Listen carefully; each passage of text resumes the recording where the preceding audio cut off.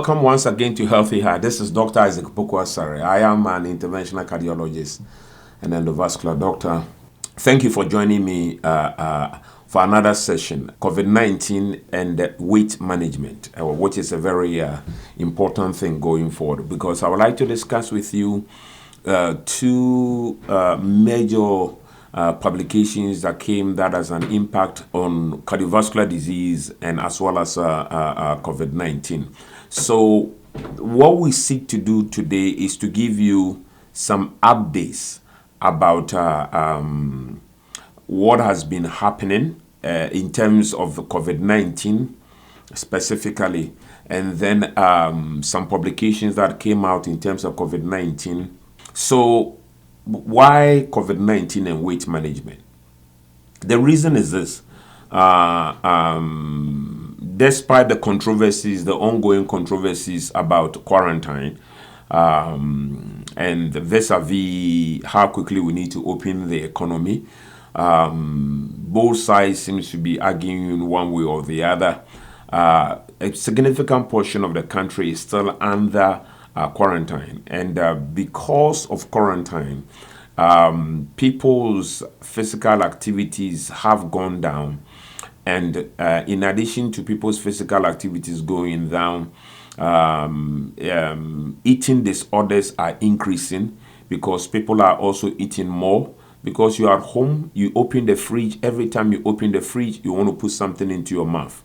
So we have a situation where people's weight may potentially become a problem, and what we are running into is a situation of energy disequilibrium. As we said, life is about equilibrium. I mean, we'll talk about ecosystems, we'll talk about things. When you disturb these systems, right, the human body is full of processes, and right from our birth out to this, it is a carefully planned, in my opinion, by the Almighty God, to ensure that things work well. Diseases and other things happen because the processes that are supposed to go on, they don't go on. So in the light of quarantine, we and most people, our physical activities have gone down.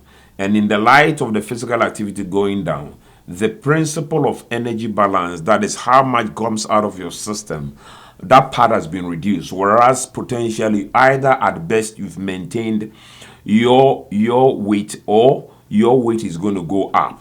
And that is why it is important. We don't want this situation. The reason why we're doing this series and trying to focus on COVID-19 is that we don't want the situation where after COVID-19, after the most states have opened up and you are coming out with cardiovascular problems. That is not something that is good. We want you to come out healthy, and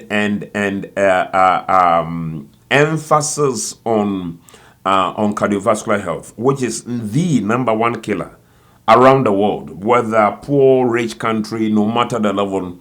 Cardiovascular disease is the number one in terms of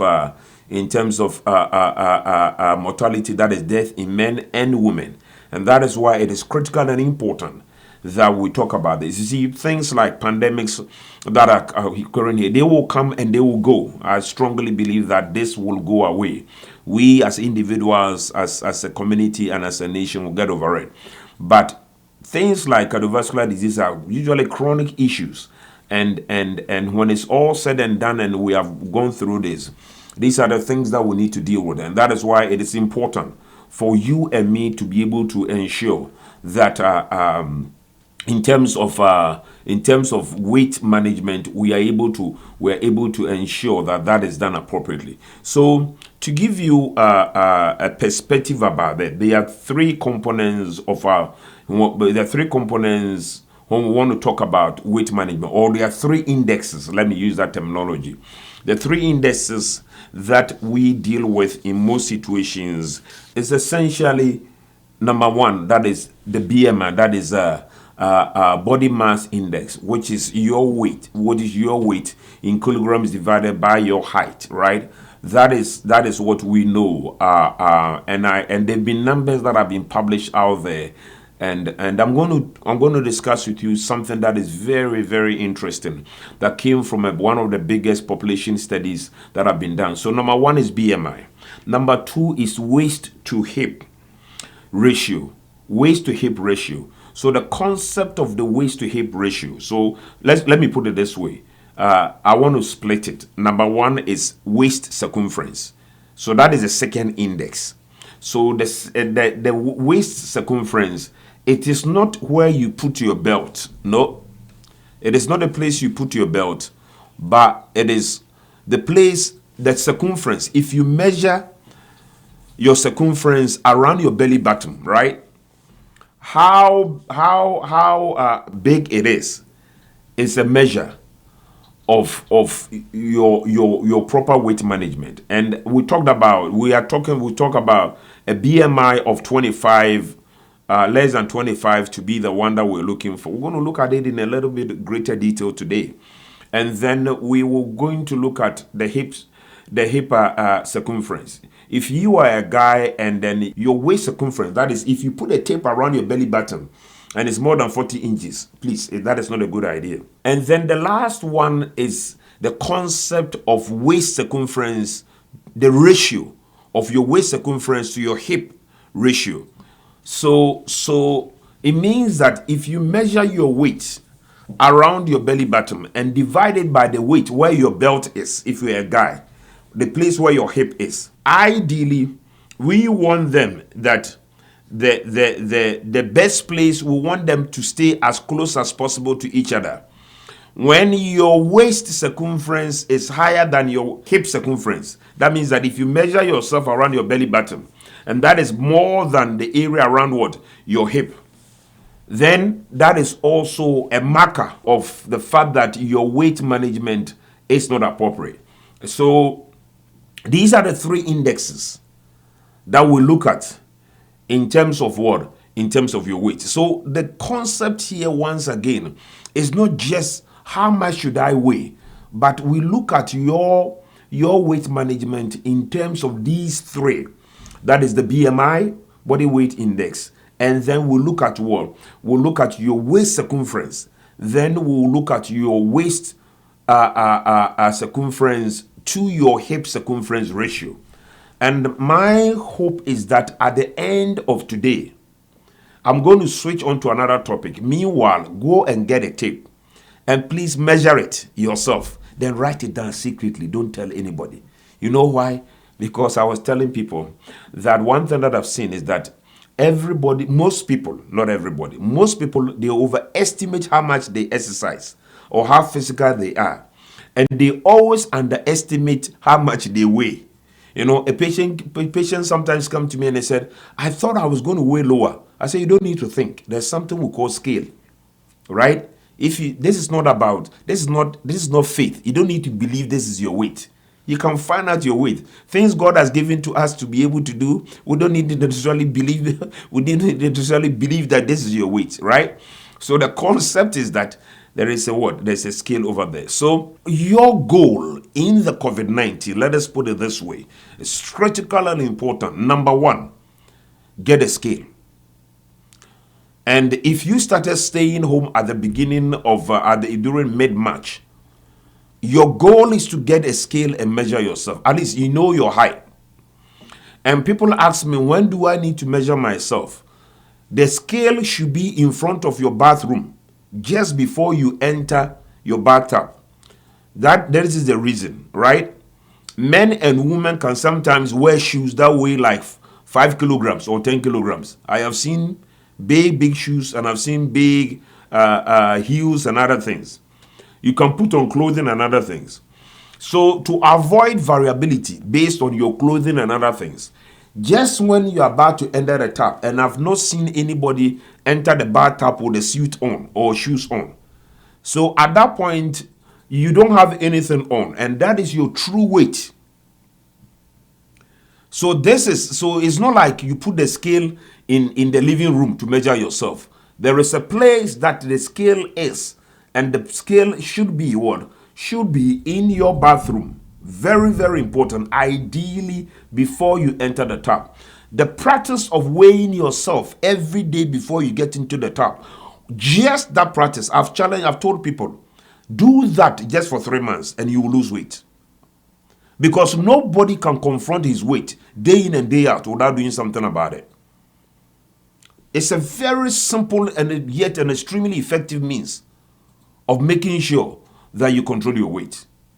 And you can make this decision, I'm telling you, make this decision that you put a scale down, measure your weight every day, write it down, and you will absolutely do something about it. Because nobody wants to look at their weight creeping up and they don't do anything about it. But if you continuously look at your weight, you measure your weight, then you will take steps to what? To ensure that the weight is appropriately managed based on some of the things that we talked about in terms of energy balance, how much you eat and how much you exercise. So we're going to come to that. Very, very important, because you need to know where you are. So know your weight from today, get your height, and then you'll be able to then make the appropriate thing. So let us talk about certain things that have come up. We had a whole discussion about weight last year, and you can go into that. So we don't want to repeat that. So let us look at certain principles here that are very important. And I want to start with a trial. You see, so let us come to a BMI. Your BMI ideally is supposed to be what? It's supposed to be less than 25. But there is an interesting trial that came to us that has shown us that something is even more important than BMI. And probably more important than waist circumference, because people are putting up a lot of weight during this COVID era, and we don't want that, because weight gain is associated with a lot of problems, including diabetes, including all the things that are around. So I just want to discuss with you the PURE trial. The PURE trial is one of the largest epidemiological trials that is going on in the world currently. It specifically is coming from Ontario by one of the best research centers around the world. And in the PURE trial, specifically, this data was presented in a TCT, I think in a TCT last year. And it looked at 142,000 people in age from the age of 35 to 70. And from 29 countries. So this is what I like about this data. This data doesn't apply to only Americans. It doesn't apply to only North Americans. It doesn't apply to only Africans. It applies to the whole world, essentially. So they looked at 142,000 people in 29 countries, and they looked at their indexes, physical indexes. And they looked at their body mass index. And when they looked at their body mass index, they looked at their hip circumference. These are all the things that they looked at. And there is some data that came out that out of this, which is very important. What they did and showed over here is the fact that actually the best BMI, that is, if you divide your weight by your height, the number 25 is not the best. Actually, the number 27 seems to be the best.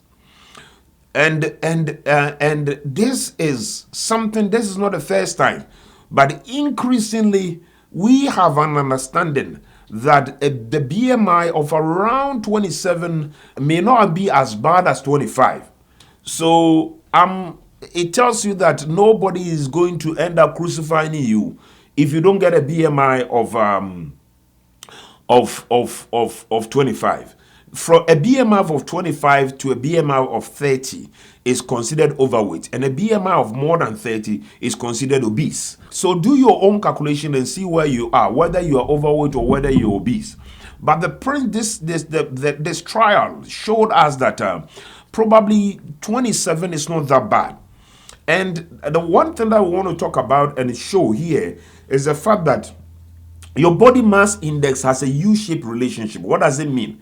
It is known that people also who have a body mass index that is low, very low, like 18 or below, they also have a higher risk of what?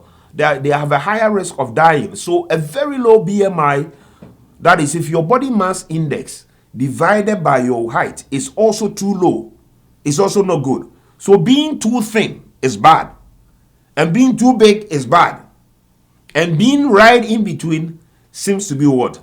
Seems to be the right thing to do.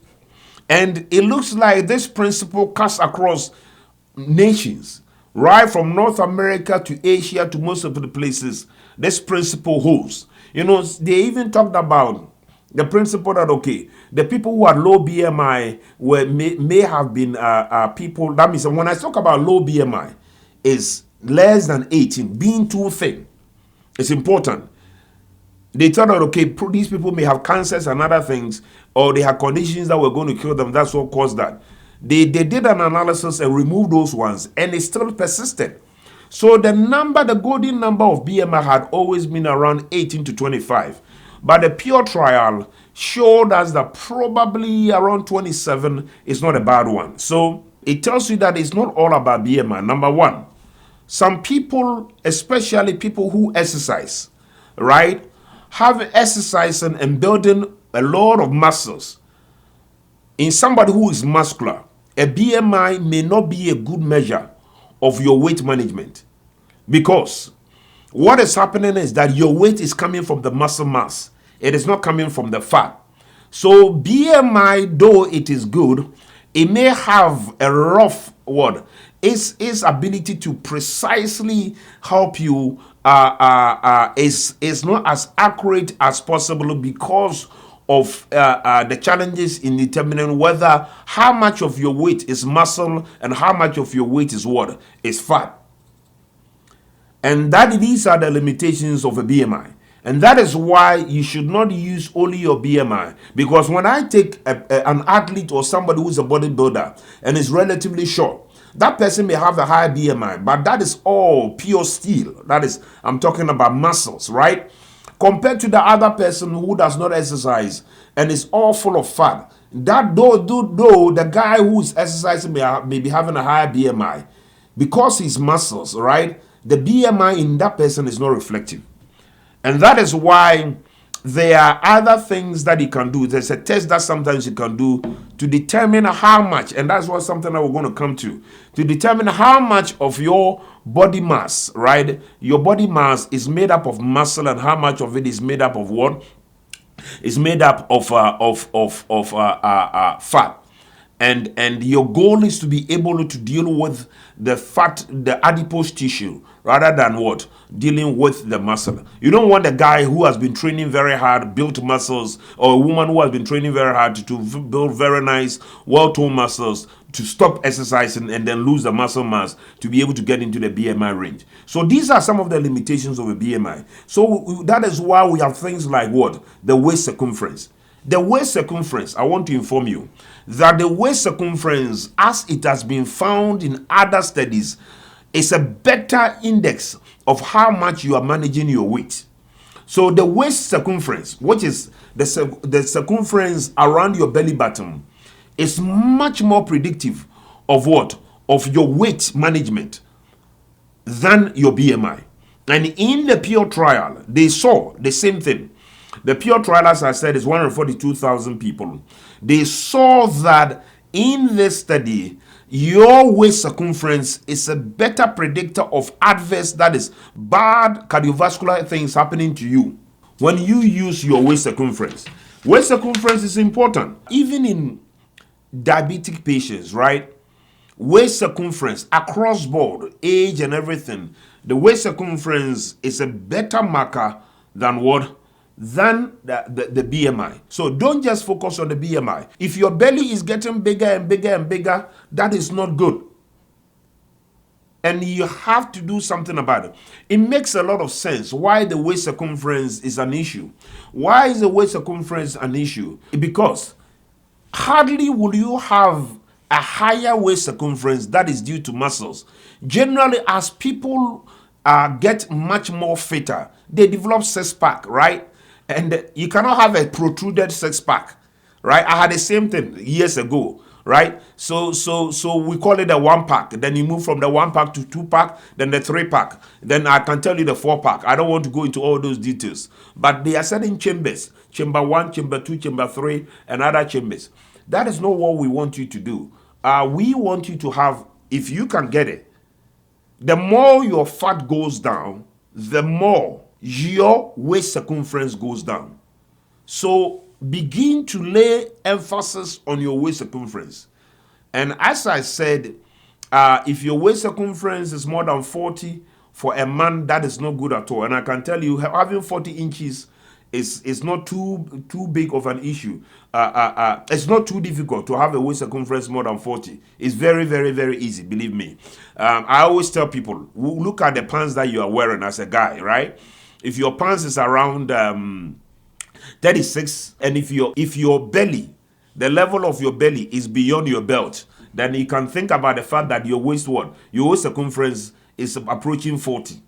And if you are already having a pants of 40, then you will and your belly is bigger than where your belt is, then your waist circumference is high. So exercise tones down and gets the waist circumference down. So that is why anybody with a lower waist circumference generally have a lesser amount of fat compared to people with higher waist circumference. So that is what they show. And now we also talked about the third thing that we talked about is the waist to hip circumference. Ideally, you want this under good circumstances. You want it to be 0.9, right? Where your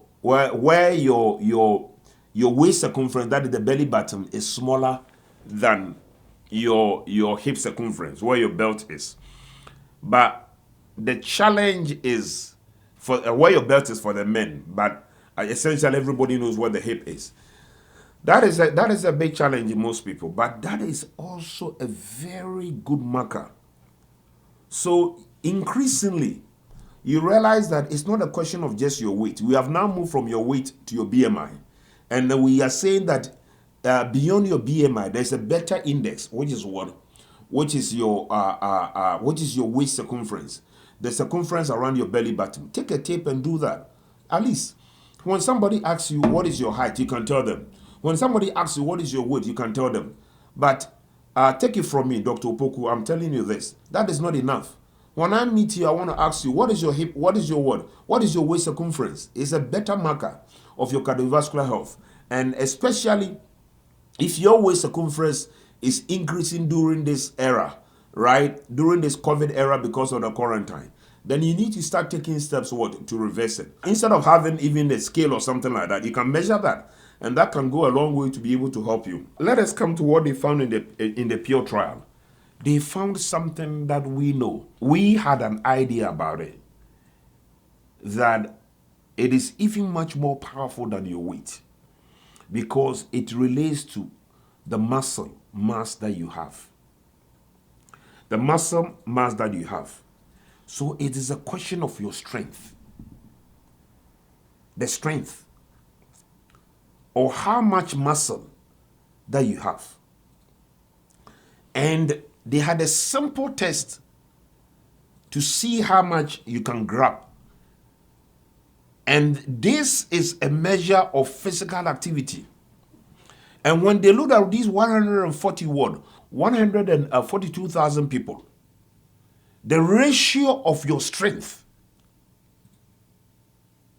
to your weight is the single most important measure of your cardiovascular outcomes. Whether something bad will happen as a result of your weight was very much dependent on your strength-weight ratio. This is something that is new. This is something that it's not, I wouldn't say this is something that is new, but this is something that has been reinforced. So how do people get the strength? They did a simple measure. How strongly you can grip something. And they what? And they divide it by your weight. And the higher it is, the better you become. Across board. So how do people get the strength? The strength comes from what? Physical activity So number one, I tell people, irrespective of how much you weigh today, keeping yourself fit and engaging in physical activities, right, is going to go a long way beyond what? Beyond your current weight. And that is why you will be surprised that we're talking about weight management, yet strength to weight ratio is the most important thing. So if you are not exercising, if you are not engaging in physical activity, and you are doing dieting, the so-called understanding of dieting, there are so many diets out there: keto diet, dada diet, kiki diet, all the diet there, and you are just trying to lose weight.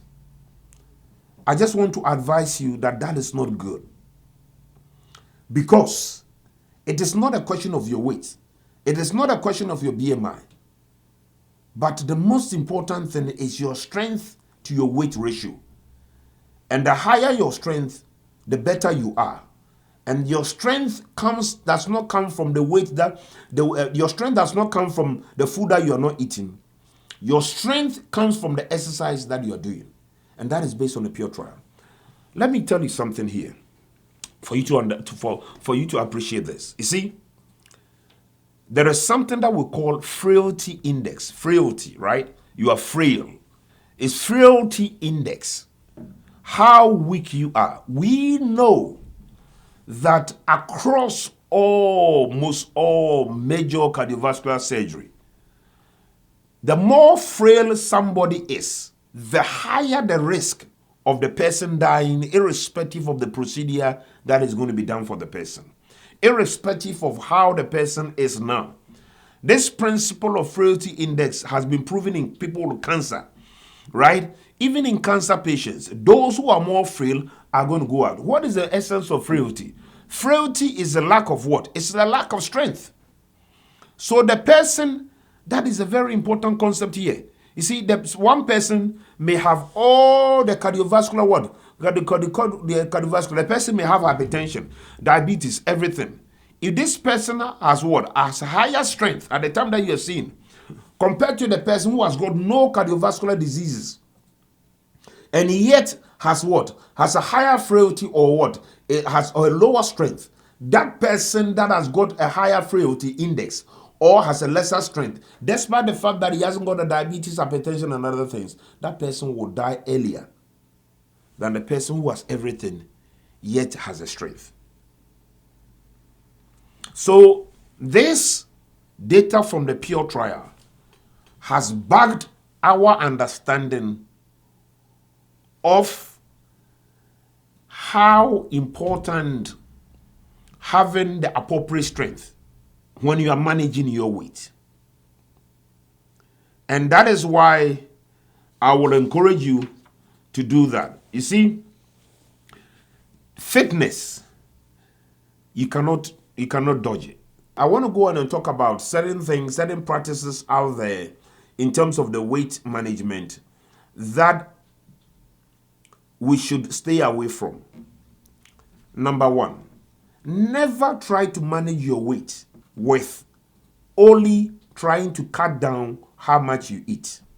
Because we know from the National Registry of Weight Loss that when you combine people who combined reduction in how much they ate, that is their calorie restriction, with physical activity, these people were able to lose about 50 what? About 50 pounds of their weight, and they were able to maintain their weight for 5 years.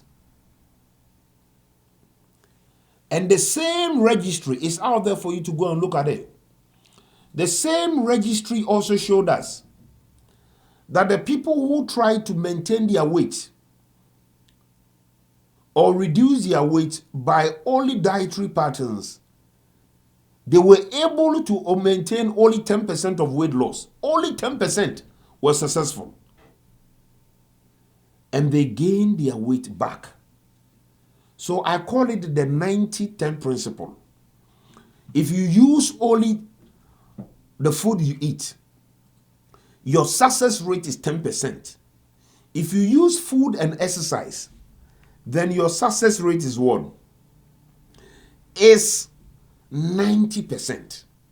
And that is why the three things that we've talked about, which is your weight circumference, and physical activity, is something that you should put all of them together to be able to manage your weight. So I hope that all of us, I'm going to give you even greater details when I come back next week about certain specific components of the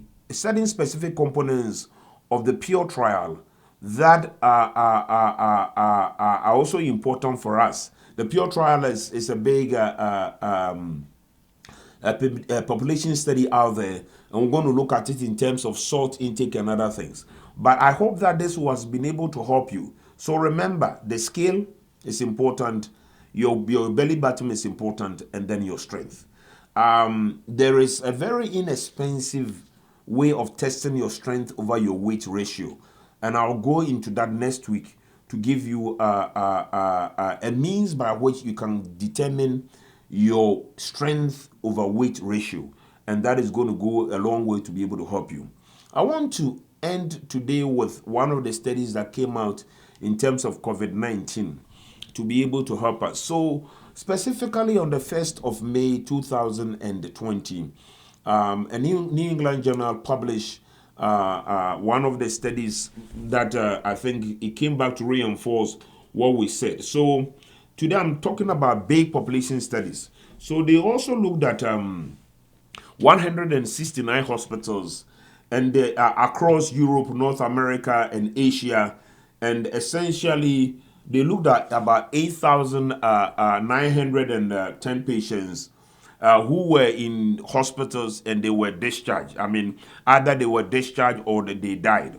And to look at what are the factors that that in terms of the heart, in terms of the heart or cardiovascular issues, how did they relate to your ability to survive or not? That was very important. So in the data, they saw that 515 people died, which is the story that we know about COVID, that a majority of the patients will have no symptoms or mild symptoms, and most people will survive. But around 5%, the number goes to around 5%. So a total of about 5% of these people that ended up in the hospital, they died, and the rest were discharged. And I believe that the story is the same probably in current ongoing COVID-19. And they looked at the factors that were associated. Okay, if somebody goes to the hospital and he has COVID-19, what are the factors, especially the cardiovascular factors, that are associated with you either surviving or you either dying in the hospital if you end up going to the hospital with COVID-19? And this is what it showed, that for people that are more than 65 years, compared to people that are less than 65 years, remember that we talked about it some time ago. So this study came to confirm that discussion that we had earlier on, that the risk of dying whilst you are more than 65 years, based on this is not a randomized trial, but based on this observational trial, showed that your risk is 10% compared to somebody that is less than 65 years, whose risk is what? 4.9. So in simplistic terms, people that are 65 years or more have a 10%, have a double the risk of dying if they end up with COVID-19 if they go to the hospital. And we see that the risk is even lower for people that are 50 years when they end up with COVID-19 and going. And that is why it explains the guidelines, the national guidelines, that the people that must come out in the phase 3 are what, the most vulnerable. And these are people that are what? that are considered elderly, that is 65 or older.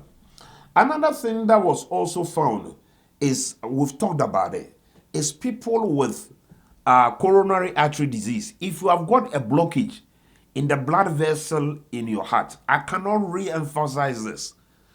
Once again, we talked about it about 3 weeks ago. If you have a stent in your heart, or if you have a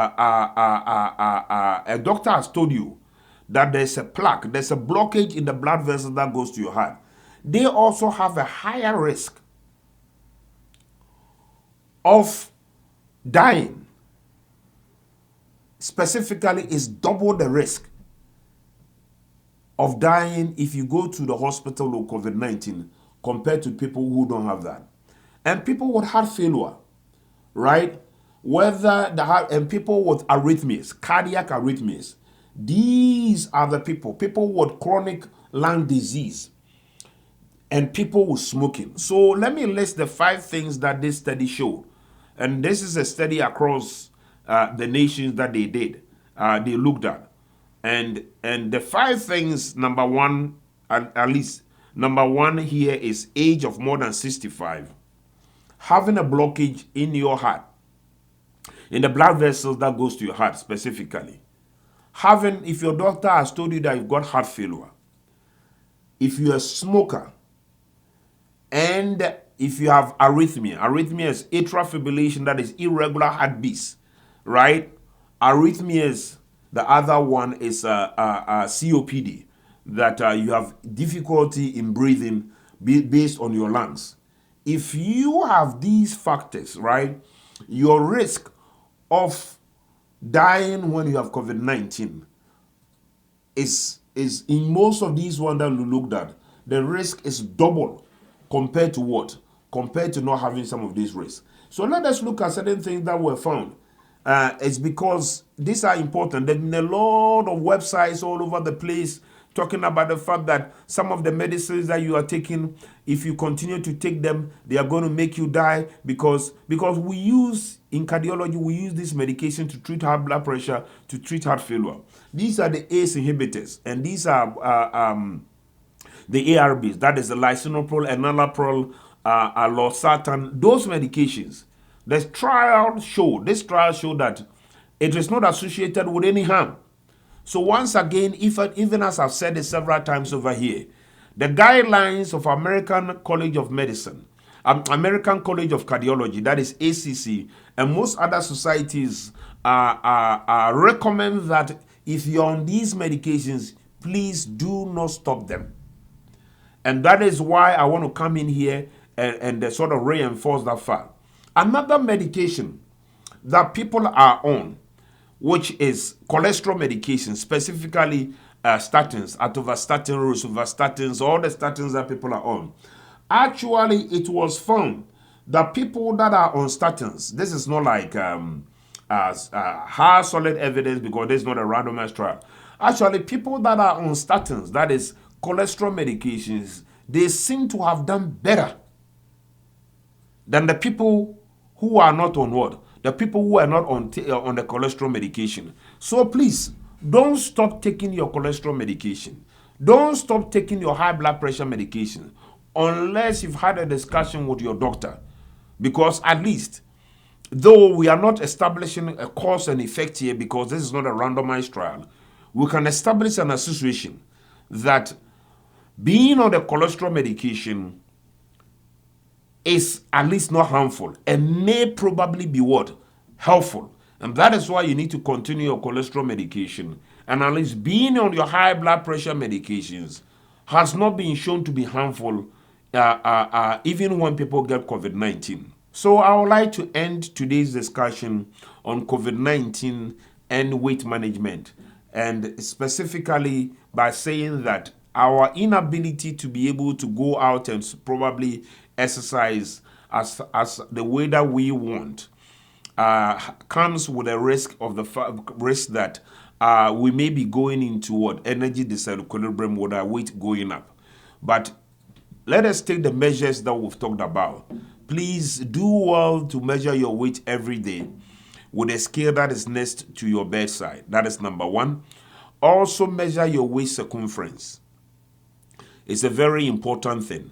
When you want to report a better index of your weight, it's your waist circumference that you want people to know.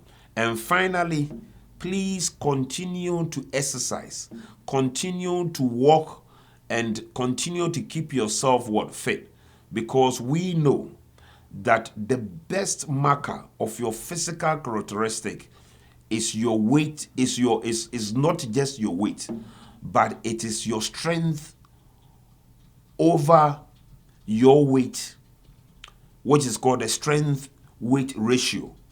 And the fitter you are, the better you are, irrespective of where your current weight is. So start the exercise, because every little step is a step towards better cardiovascular health. Thank you very much for joining us. I also want to thank our producing team. And if you have any questions, don't hesitate to give it to our producer, and we'll endeavor to answer them next week before we go on to the topic that we want to discuss. Thank you. God bless you. God bless America.